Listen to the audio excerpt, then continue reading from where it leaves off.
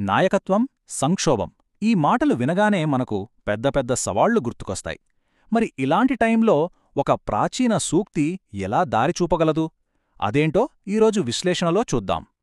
అసలు ఈ మొత్తం విశ్లేషణకి ఆధారమేంటో తెలుసా? ఒకే ఒక్క ప్రాచీన సూక్తి.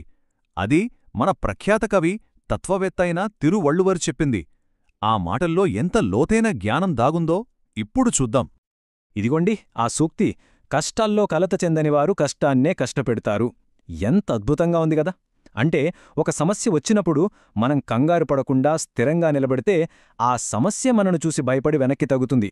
మనం ఆ సమస్యకే ఒక పెద్ద సమస్యగా తయారవుతామన్నమాట. సరే, ఈ సూక్తిలో మనం పట్టుకోవలసిన ముఖ్యమైన పదమేంటంటే మానసిక స్థిరత్వం, మెంటల్ స్టడీనెస్. అంటే ఏంటి? కష్టాలు వచ్చినప్పుడు కూడా ప్రశాంతంగా, ధైర్యంగా ఉండటం, మన లక్ష్యం మీద నుంచి దృష్టి మరల్చకపోవడం. ఈ క్వాలిటీ ముఖ్యంగా ప్రజాజీవితంలో ఉన్నవాళ్లకు చాలా చాలా అవసరం.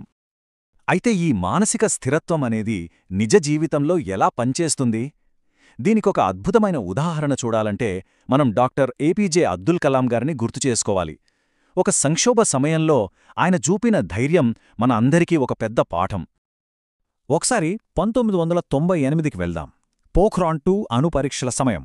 అప్పుడు పరిస్థితి ఎలా ఉందంటే, ఒకవైపు ప్రపంచ దేశాల నుంచి తీవ్రమైన ఒత్తిడి, మరోవైపు టెక్నికల్గా బోలెడన్ని సవాళ్లు.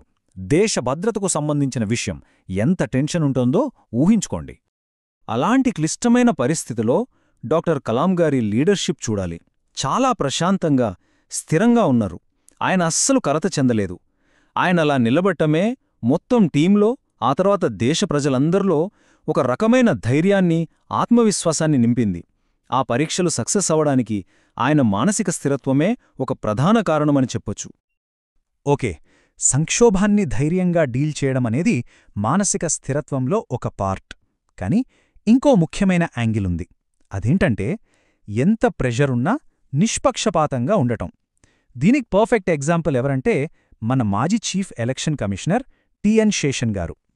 ఇక్కడ చూడండి, ఒకవైపు రాజకీయ పార్టీల నుంచి తుఫానులా వస్తున్న ఒత్తిడి, మరోవైపు ఒక లైట్ హౌస్లా స్థిరంగా నిలబడ్డారు శేషన్. ఆయన ఎలక్షన్ రిఫార్మ్స్ తీసుకొచ్చినప్పుడు ప్రెజర్ మామూలుగా లేదు. కాని ఆయన దేనికి లొంగలేదు. రాజ్యాంగ నైతికతకు కట్టుబడ్డారు. అంటే కేవలం చట్టాల్ని ఫాలో అవ్వడమే కాదు, ఆ చట్టం వెనకున్న స్ఫూర్తిని పట్టుకుని రూల్స్ని చాలా స్ట్రిక్ట్గా అమలు చేశారు. ఇక్కడ మనం గమనించాల్సిందేంటంటే, ఆయన ఆ ఒత్తిడిని చూసి కంగారు పడలేదు, కలత చెందలేదు.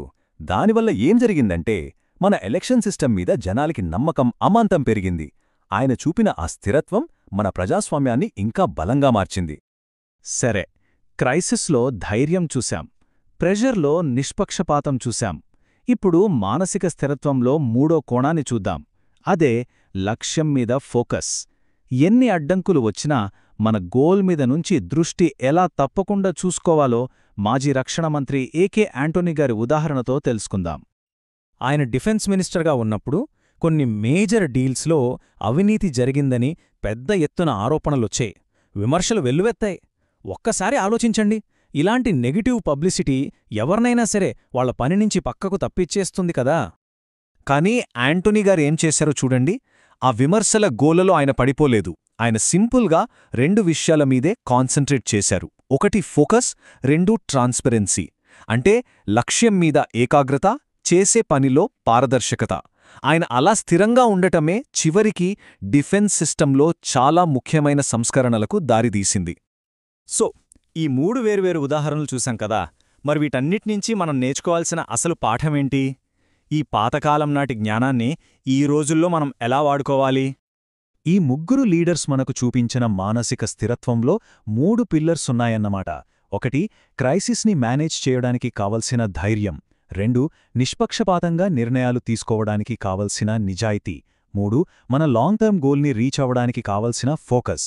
ధైర్యం, నిజాయితీ, ఏకాగ్రత. ఇప్పుడు మళ్లీ మనం మొదలుపెట్టిన చోటికే వద్దాం. ఆ సూక్తి, కష్టాల్లో కలత చెందనివారు కష్టాన్నే కష్టపెడతారు. ఇప్పుడు కలాం గారిని, శేషన్ గారిని, ఆంటోనీ గారిని చూశాక ఈ మాటలు ఎంత పవర్ఫుల్గా అనిపిస్తున్నాయో కదా. ముగించే ముందు ఒక ప్రశ్న. మరి ఈ రోజుల్లో ఉన్న మన నాయకులకు ఇలాంటి మానసిక స్థిరత్వం ఎంతవరకు అవసరం?